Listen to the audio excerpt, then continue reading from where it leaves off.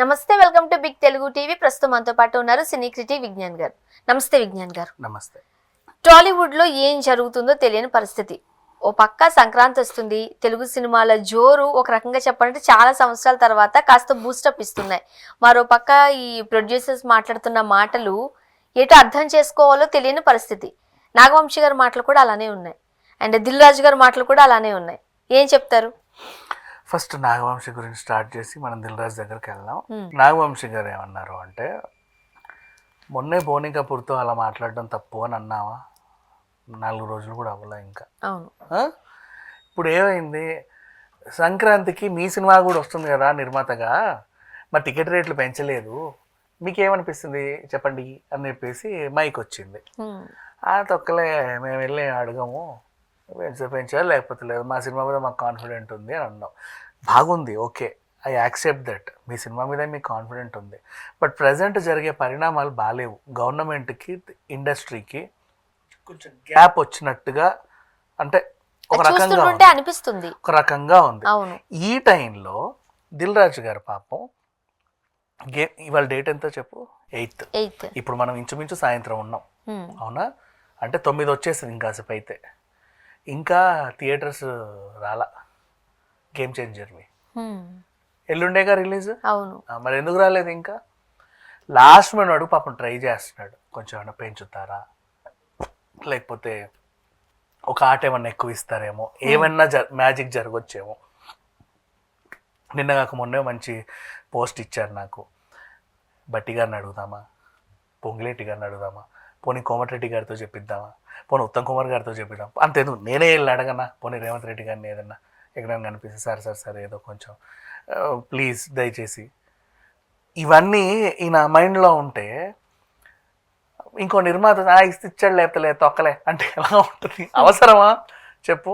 Sir మీ cinema కూడా ఉంది కదా, మీకు కొంచెం థియేటర్ల రేట్లు చెప్పండి అని అడిగితే ఏం చెప్పాలి నువ్వు? హ్యాపీగా మేము చూస్తున్నామండి, లేకపోతే మాకు పెద్ద దిల్ రాజు గారండి ప్రొడ్యూసర్స్ కౌన్సిల్కి ఆయనే చైర్మన్, ఆయన మాట్లాడుకుంటారు. పెద్దలు ఏం చేస్తే మేము దానికి కట్టుబడి ఉంటాం. ఇట్లాంటివి ఏమైనా ఉండాలి సంథింగ్. అంతేగాని ఓవర్ కాన్ఫిడెంట్గా తొడగొట్టినట్టు కొట్టి అక్కడికి వచ్చేసి ఇచ్చాడు లేకపోతే లేదు, మాకు అవసరం లేదు, మాకు మా సినిమా మీద కాన్ఫిడెంట్ ఉంది అనే లెవెల్లో నువ్వు మాట్లాడితే చాలా చండాలంగా ఉంది. ఈ నోరుకు అదుపు అనేది ఉండట్లా. ఫ్యూచర్లో చాలా ఇబ్బందులు పడతాడు, ఒకసారి తెలుస్తుంది. అఫ్కోర్స్ ఏ నిర్మాతకైనా హిట్లు ఫ్లాప్లు కామనే, బట్ అంటే ఈయనకేదో పెద్ద ఫ్లాప్ రావాలని నేనేం కోరుకోవట్లా. బట్ నోరు ఎప్పుడు అదుపులో ఉండాలి. అంటే నీ వల్ల ఇండస్ట్రీకి నష్టం జరగకూడదు. ఇప్పుడు రేవంత్ రెడ్డి గారి దగ్గర సమాచారం ఏం వెళ్ళొద్దంటే, ఏమయ్యా సంక్రాంతి సినిమాలు ఆ సంక్రాంతి నిర్మాతలు ఏమన్నారంటే తొక్కలే అన్నారు సార్ అంటాడు. ఎట్లుంటుందో చెప్పు. అంతే కదా, ఫలానా ఆయన అన్నాడు అని ఎందుకు చెప్తారు? సినిమా వాళ్ళు ఏమన్నారు పెంచుదామంటే ఆ సినిమా వాళ్ళు అన్నారు, సినిమా వాళ్ళు అంటారే కానీ ఫలానా నాగవంశి సితారా ప్రొడ్యూసరు డాకుమారాజు ఇంత చెప్పరు. అవును, టికెట్ రేట్ల గురించి సినిమా వాళ్ళు ఏమంటున్నారు? ఏం లేదు సార్ తొక్కలే అన్నారు. సర్లే వాళ్ళు అట్లా ఉన్నారా, అట్లాగే ఉండని, ఇబ్బందే కదా. నీ వల్ల ఇండస్ట్రీకి నోరు అదుపులో పెట్టుకోవాలి. సరే, ఇకపోతే దిల్ రాజు గారు ఇంకా జరిగిన ఇష్యూ ఎవరికి అర్థం కావట్లా. అనవసరంగా మా మనోభావాలు విపరీతంగా దెబ్బ మీద దెబ్బతిన్నాయని ఏడిసి వస్తున్నారు. కానీ ఎవరికైనా మనోభావాలు దెబ్బతింటే నిజంగా చావండి, మీ చావుకు మీరు, దాన్ని ఎవరు కాపాడలేరు.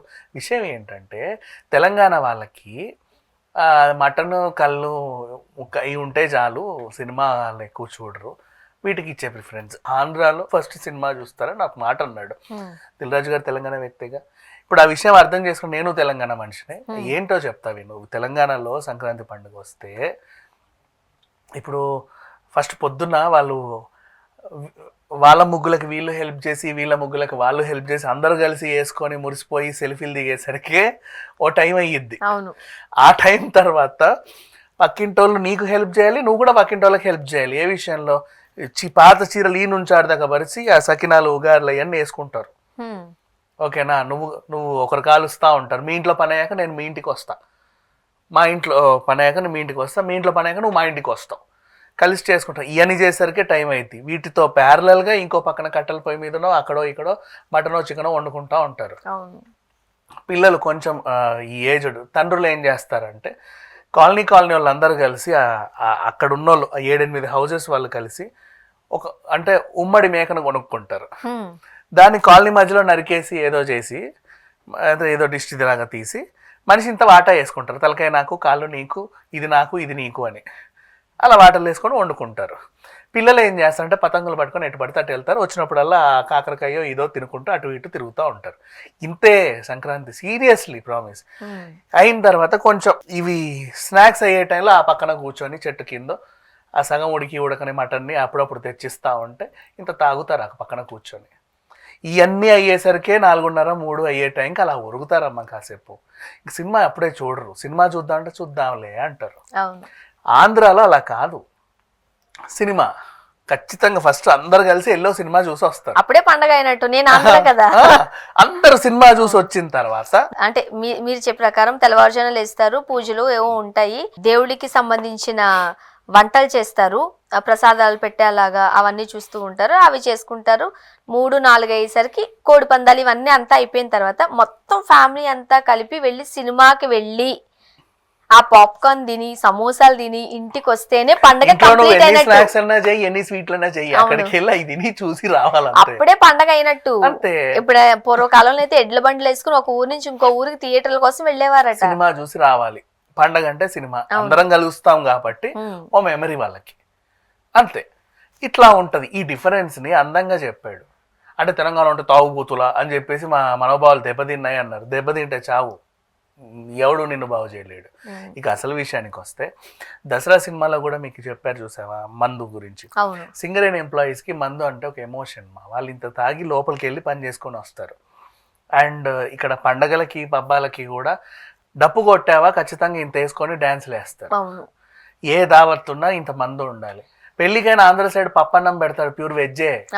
ఇక్కడ నాన్ వెజ్ ఖచ్చితంగా ఉండే, అది కూడా మందు లేకపోతే వాడు రాడు. నాన్ వెజ్ ఉందా, అవుంది, ఎటు సైడ్ పోస్తున్నారు అని అడుగుతారు, ఆయనకో ఈయనకో. అక్కడ ఆంధ్రాలో అయితే ఎక్కడ సాంబార్ పోస్తున్నారు అని అడుగుతారు. ఆంధ్రాలో నువ్వు మందు తాగుతున్నావు అని అంటే నీకు సరిగ్గా సంబంధాలు కూడా రావు, అది ఆంధ్ర వైపు.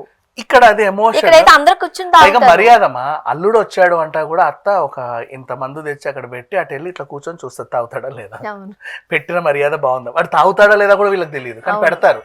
ఆ ప్రెజెంటేషన్ అంతే. సో ఈ రకంగా ఇటువైపు ఉంటే ఇట్స్ అన్ ఎమోషన్. ఈవెన్ అమ్మవార్లకి కూడా కళ్ళు సాక పోసిన తర్వాత వీళ్ళు తాగుతారు. చివరికి గణేష్ కూడా చేయకూడదు అసలు తప్పే, బట్ వీళ్ళు డ్రమ్స్ కి ఎగరాలి కాబట్టి గణేష్ నిమజ్జనాలు ఆ రోజు వైన్స్ బంద్ ఉన్నా ఇంత తాగేసి వెళ్తారు మా వీళ్ళు. అంటే వాళ్ళ లోపల ఏం కల్మషం ఉండదు, బట్ అలా వెళ్తారు. సో ఇది ఆయన ఎక్స్ప్లెయిన్ చేసిన విధానం వేరు, వీళ్ళకి అర్థమైన తీరు వేరు. నువ్వు ఎలాగైతే అర్థం చేసుకున్నావో దాన్నే ఎక్స్ప్లెయిన్ చేసి మా మనోభావాలు దెబ్బతిన్నాయి అంటే ఎవడు ఏమీ చేయలేడు. సేమ్ మా బావ మనోభావాలు దెబ్బతిన్నాయి అన్నట్టుగా. సో వాట్ ఎవర్ ఇది దిల్ రాజు గారు చేసిన కామెంట్స్ని అయితే పాజిటివ్గానే చూడండి, నెగిటివ్గా ఏం చూడాల్సిన అవసరం లేదు. అండ్ నెక్స్ట్ ఆయన తెలంగాణ వ్యక్తిగా ఇక్కడ ఉన్న సంస్కృతిని నీట్గా చెప్పాడు. అండ్ ఈ నాగవంశీ గారు అంటావా, ఆయన చెప్పిన దాంట్లో అసలు అర్థం పర్థం లేదు. ఇక మీదట కూడా ఆయన నువ్వు వాగు, ఎక్కడికైనా వెళ్ళి ఏమైనా మాట్లాడు, నష్టమేం లేదు. నీ వల్ల వేరే వాళ్ళకి నష్టం లేకుండా చూడు, అది నేను చెప్పాను. ఇప్పుడు ముఖ్యంగా ఇలా ఓవర్ కాన్ఫిడెన్స్ తో మాట్లాడడం వల్ల వీళ్ళు కూడా లైట్ తీసుకున్నారు అనుకో. మంచిగా సినిమా నిజం చెప్పాలంటే సినిమా మంచిగా ఆడింది అనుకోండి, ఇబ్బంది లేని పరిస్థితి. ఒకవేళ అటు ఇటు టాక్ వస్తే ఇప్పుడు గవర్నమెంట్ కూడా టికెట్ రేట్లు పెంచితే గవర్నమెంట్ కూడా లాభమే. అవును, నువ్వు ఎంత పెంచుకుంటే అంత 18% ఇవ్వాలా ఎంటర్టైన్మెంట్ ట్యాక్స్. నీకు 100 కోట్లు లాభం వస్తే నాకు 18 కోట్లు ఇస్తావు. మరి అవును, గవర్నమెంట్ కూడా లాభమే. నీ సినిమాకి 100 కోట్లు వస్తాయి. వాళ్ళు నిన్ను ఏదో చేసి తొక్కాలి, అసలు మొత్తం నువ్వే తీసుకుంటావు అన్నట్టు వాళ్ళు ఉండరు. సో ఏదైనా నిర్ణయం తీసుకున్నా అంటే దానికి కట్టుబడి ఉండి ఏదో రోజు మారుద్దిలే అని ఎదురు చూడాలి. ఇప్పుడంటే బాలయ్య నిర్మాతగా ఈయన ఇలా మాట్లాడాడు, కానీ అఖండ రిలీజ్ అయినప్పుడు నీకు తెలుసా అప్పుడు టికెట్ రేట్లు తక్కువ ఉండే ఆంధ్రాలో. అయినా సరే అది హిట్ అయింది. అప్పుడు ₹2, ₹5 టికెట్లు ఉండే. అక్కడ థియేటర్లు కూడా మూసుకున్నారు, మెయింటెనెన్స్ కూడా రావట్లేదని. ఆ టైంలో సినిమా హిట్ అఖండ పెద్ద హిట్ అయింది. అది ఎట్లయిందో తెలియదు. అంటే వాళ్ళు అదేం పట్టించుకోవాలా, మన సినిమా తీసాం, రిలీజ్ అనుకున్నాం, చేసాం, దేవుడు చూసుకుంటాడు. సినిమా బాగుంది అనుకో, కావాలంటే ఇంకొక 4 రోజులు ఎక్కువ చూస్తారు. ఇది 2 రోజులు చూసేది ఏదో అక్కడ 5-6 రోజులు చూస్తారు. ఈ మనీ అక్కడ కవర్ అయిపోతుంది. లాంగ్ రన్ లో వస్తాయి, షార్ట్ టైమ్ లో రాకపోయినా హ్యాపీయే కదా. అది చూద్దాం. Thank you so much.